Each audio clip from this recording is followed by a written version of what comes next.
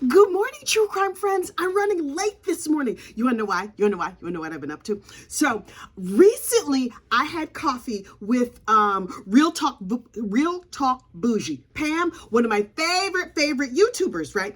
And she was telling me that you can set your YouTube channel as a podcast. So I was clicking around this morning and I set up some of my playlists as podcasts. Let me be clear. I have no idea what I'm doing. And it says gossip, rumor, and innuendo, but the picture is like a cartoon. Child, it's a mess. But I set Lori Vallow Daybell as a podcast. And I did lunchtime true crime. So you can just put me in your ears and walk around and listen to me while you do the rest of your day. You're welcome. This madness is now entirely portable. Goodbye, your memory. Goodbye, your good common sense, because now you can have me in your ears all the time. I don't know if you want that. You might want to consult a doctor. Please consult a healthcare professional to find out if this ridiculousness is right for you. But look, yesterday in court, Tommie Randolph, Tommie, as he's been come to be called, was being sentenced. Now, listen, cast your mind back.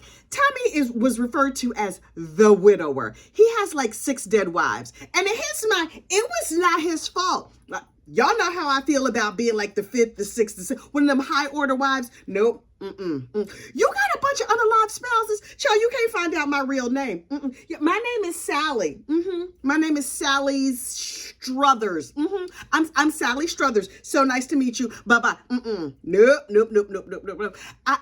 You're undateable. Ladies, I've been married a long time. I have not been in the dating scene in 500,000 years. But what I do know is that you should maybe not partner with somebody who has a whole bunch of dead spouses, especially if they're a person of interest in any of them. Now, listen, I know the police has to look at them. The police has to be like, usually if it's a dead person, their spouse did it, which is understandable because not everybody knows how to properly load a dishwasher. People be leaving the cap off, the toothpaste. There are situations, socks on the floor. There are things that, like, you're not supposed to murder people, obviously, but sometimes you just can't take it no more. You smother them in your sleep, but you're not supposed to. And I don't know nothing about that. Hang on, my throat is a little bit dry. Hang on. So Tommie has 6 dead wives, and the last wife was unfortunately unalived by Tommie's good friend. See, what had happened was Tommie had all these dead wives, and he meets this lady on the internet, and they have a long distance relationship. And because the lady does not like mayo and he does not like mayo, obviously he feels like this is true love, because isn't that a requirement?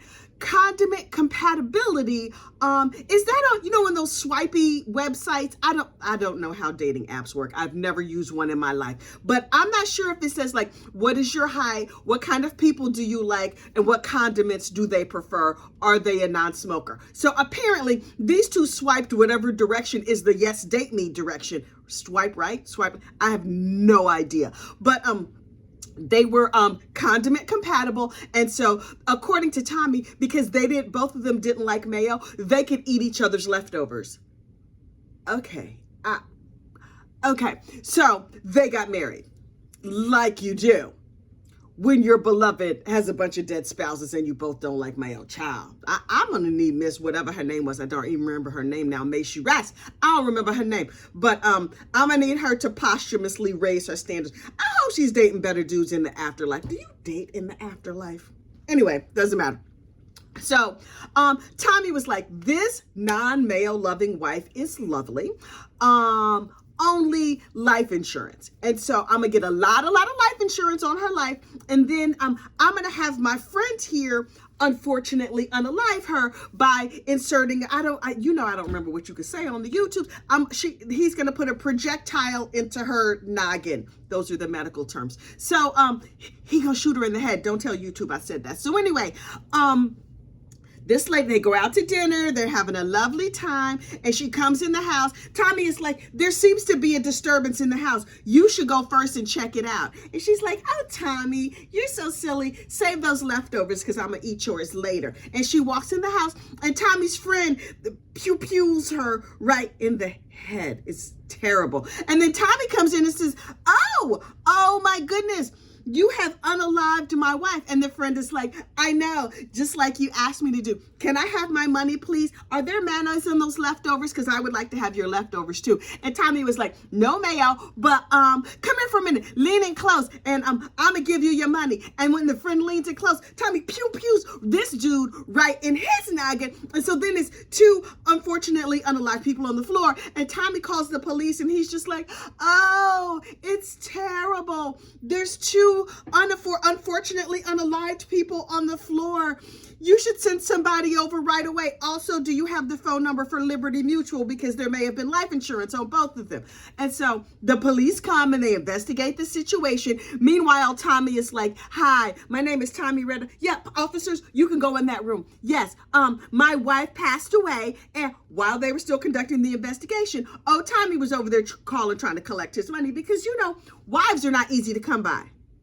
Except for in his case, wives were kind of easy to come by. They were also pretty easy to dispatch with. So anyway, he gets convicted, right? Because of course he got convicted. He's an idiot. But he was just like, yeah, just because I have a bunch of dead wives and a lot of life insurance money, why do you think I did it? Sir, the mayonnaise defense, it's not gonna go good for you. So Tommie was like, I know what I'll do.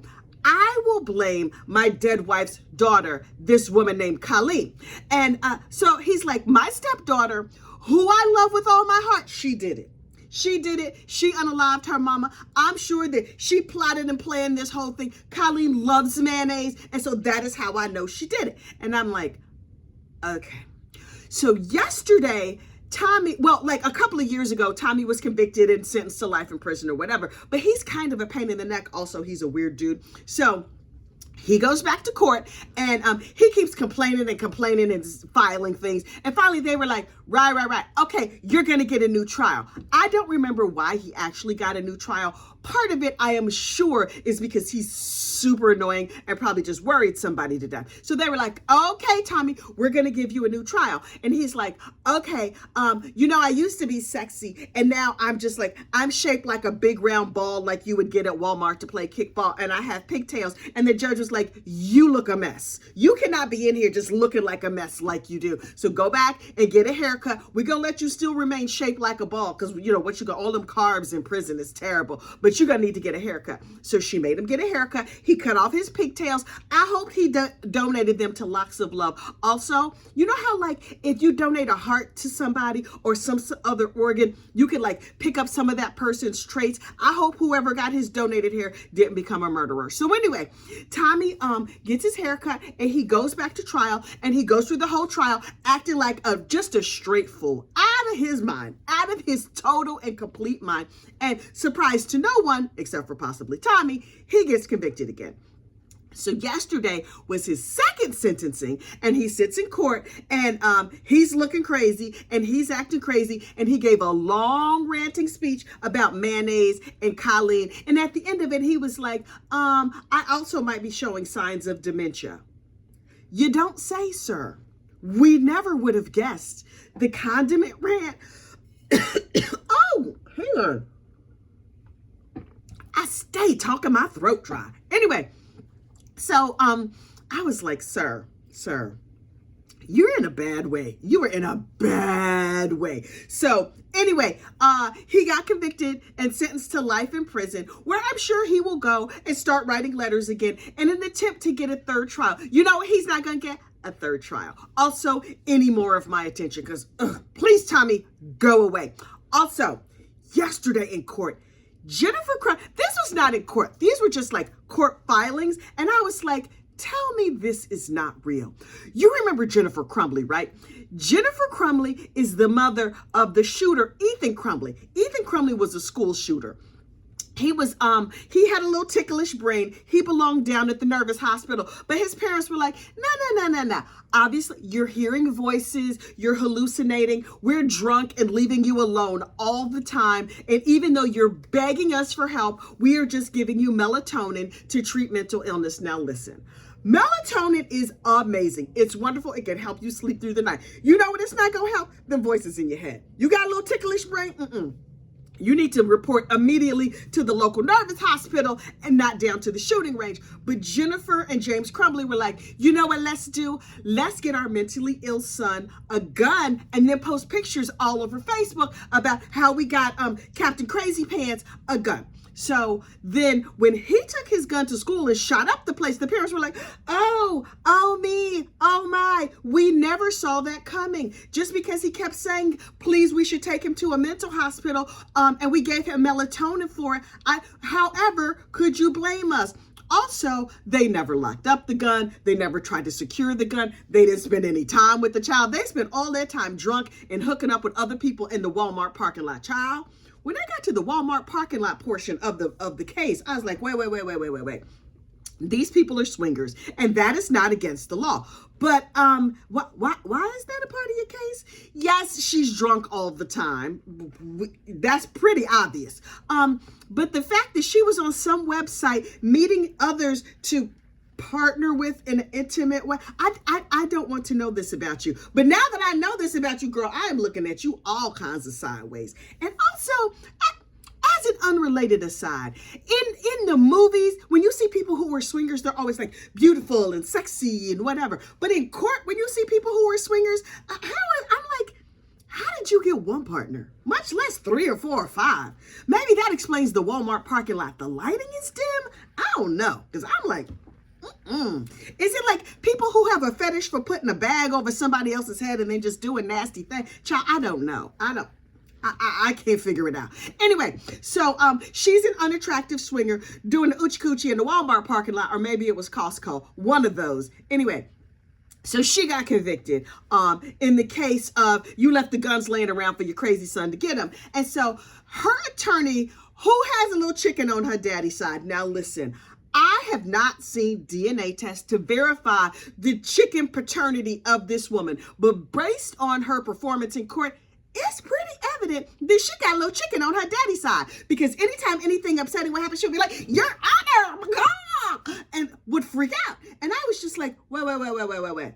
Did they have her just cluck in court? I'm telling you, if you go back and watch her performance in court, she was clucking. I saw her cluck with my very own eyes. So anyway, I was like, okay, what is the chicken lawyer gonna do now? Turns out the chicken lawyer, Shannon Smith, is very smart. Is she like one of them chickens that you see at the fairgrounds who can like use their beak and peck and play the piano? I think she's like a smart chicken. So anyway, she got up there and she's just like, I too am a mess. I'm a disaster. I'm barely raising my children. I don't know how I got to court here today. And so, but that doesn't mean that I'm guilty of participating in an unaliving just because I'm a disaster. And everybody was like, Right. So we understand that you are a little bit scrambled in your brain, but also very smart. But also, ma'am, I'm worried about you. And the fact that you said that all your kids were oopsie babies. Now, listen, I can't hold that against you. I myself have had only accidental pregnancies, but I also love and raise and care for my children. And, well, most of them are grown now, so it's real easy because they're grown already. But, ma'am, she was like, my client didn't do it. And then her client got convicted because, yeah, she should have been convicted. Now, chicken lawyer Shannon Smith has filed papers in the court of Michigan to say, listen, I know she got convicted of second-degree murder, and that's terrible. You know what let's do? Don't give her any jail time. She's already sat in jail for like 2 long years, and I would like you to put her on house arrest at my house. What? I'm sorry, what the what? Ma'am, listen. Shannon Smith has told us that she lives way out in the country, and I guess Jennifer needs fresh air and water and farm life. I don't know. But lawyer Shannon Smith opened her mouth and said to the court, can my client be on house arrest at my house? Ma'am, I understand that you love and care for this client. It is clear that you have connected with her. You two have animals in common. Jennifer Crumbley loved horses, possibly more than she loved her child. You obviously have an affinity for wildlife and fowl. I wonder if she eats chicken. Does that make her a cannibal? Anyway, and so she's just like, I think Jennifer can do wonderful things at my house. This lady is nuts. Does her husband know? Do her kids know? Do the animals on her farm know? Also, this begs the question for me.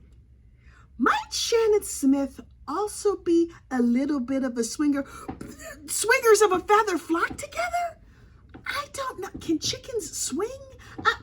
Child, there are a lot of unanswered questions in this case. Also, I'm dying to know what the court says to this. Can they please televise their response? I want to see the look on the judge's face when they read the paperwork that said, yes, I would like Jennifer Crumbley, assistant murderer, to stay at my house. The lawyer's house. Child, a whole mess. So that sentencing is coming up soon. I don't know what this judge is going to decide. Do you know what I do know for a fact, though? In the 2 years since her son has been convicted, she has not seen or spoken to him since. Let me understand this. You're such a deep and loving and caring mom, but you haven't spoken to your son, even though he did terrible things. But you say you understand and you still love him. You've had zero contact with him for 2 years.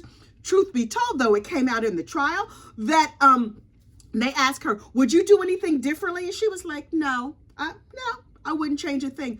Ma'am, can you retract that statement? I think you might want to change that up a little bit. Also, she said, we didn't drink that much. We just drank a little wine here or there. Is that Wisconsin beer math? By a little wine here and there, you mean all the time, nothing but liquor all day? Because in that filthy house that we saw pictures of in the police body cam footage, they showed 80 empty liquor bottles. And the people from the liquor store was like, oh yeah, they frequent flyers. They punch cards are always full. They always getting alcohol from us. Ma'am, you a lying sack of sugar. I'm telling you right now, I don't know what's happening in this lady's head, but you know what I would not have her around? My animals, my children, my house. Something tells me that the state of Michigan is not going to be down with that commit a crime, go live with your lawyer program. Why doesn't this lawyer just open a halfway house and have all her convicted clients live there? Shannon Smith, girl, you need to sit down and enjoy yourself some water and some nice corn and other chicken feed.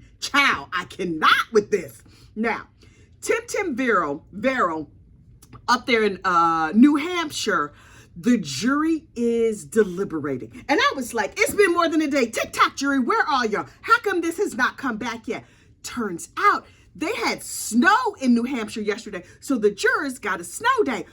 Ooh, did they go like sledding and snowshoeing and have fun in the snow? I love a snow day. I loved it when I was a kid. I love it now. We have those big like round inner tube things so you can like swoosh down the hill. Ooh, I love those. Anyway, so the jurors were out snowshoeing in Wisconsin yesterday, so they will be back deliberating today, and we will find out more about that. Now, I noticed that a lot of you have been leaving comments under these videos, and I read as many comments as I can. Almost all of them. I may be reading all of them, but sometimes it's hard to tell. Anyway, couple comments were left that have brought me pause and have made me clutch my pearls a little bit. First of all, hang on. You know I need a little drink of coffee to wet my little whistle over here. Apparently, somebody who watches this channel has a husband who works in the Utah prison system. And they said that Ruby Frankie and Jody Hildebrand were not being well received in prison. Girl, I'm gonna need you to tell me everything. Do you need my personal cell phone number? Because I will give you my personal cell phone number. Okay, I won't really, but you can reach me on social media and tell me every single thing. I will have you on the live chat, and we can gossip about them as long as humanly possible. Also, another commenter, I wrote down her name, Suzanne Malberg, 8074. Suzanne is our Mormon friend at LDS. I don't remember which kind we're supposed to, one of those is like now considered a slang or a slur or something like that. But I just hope, Suzanne, girl, I mean, I send you every good wish. But she said a couple of things that had me leaning in. First of all, she started out the right way by identifying the kind of Mormon she is. She says that she's a family home evening Mormon, funeral potatoes Mormon, and not one of those like, I'm better than you, tier 2, I'm really, really obsessed with the afterlife Mormon. She's also not a zombie Mormon. And so I appreciate that distinction. But let's be clear, if she was a zombie Mormon, I would really, really, really want her to be on my channel. But I would not really want her to know my real name because zombies. But also, Suzanne says she's going to give us the recipe for Mormon funeral potatoes. Suzanne, again, you too can have my personal cell phone number because I really, really am going to need that recipe. Also, is there a lower carb version? Does it include like a bunch of processed foods? Can I make it all natural? Because you know I like to make things naturally myself. Does fresh butter, is there fresh butter in it? Do they have fresh butter in Utah, Idaho, Iowa, wherever y'all are over there? Probably Utah. Are all the Mormons in Utah and Arizona? Maybe Texas? I don't know where they keep the Mormons. Wait. Is that bad to say? I'm never sure what I can say about other people's religion. I just hope people understand that I mean no harm. I just want to know. I need to educate myself. I've been a bunch of different religions, but I've never been a Mormon. Also, it sounds very rigorous. Although that family home evening sounds relaxing, although I do not enjoy board games. Okay, anyway. Do they play board games at family home? Well, Suzanne's going to come on the channel and tell us about it. After she tells us all about the Mormon funeral potatoes, then she's going to tell us about board games and family home evening and other non-zombie related topics. Now, I don't even know if Suzanne is watching this. I'm assuming that she is. Hey, Suzanne. Good morning, girl. Reach out to me on socials because we going to get you on the live because we have questions. It's going to be a AHA. Ask her anything. We're going to ask her anything. Okay. Listen, child, you know, I have talked too much. I have run amok. Like this video, subscribe to the channel, get down in the description of this video and find out how you play bingo. Oh, somebody won bingo and I have to mail their bingo prize. I have the prize. I have it all addressed. I just have not dropped it in the mail yet. So that's going to get mailed today. And look for me in podcasts. I don't know where you're supposed to look. Oh, wait. YouTube Music has this madness that I call a YouTube channel in podcast format, I think. Okay, we're going to figure it out together. Y'all have a great day. Bye.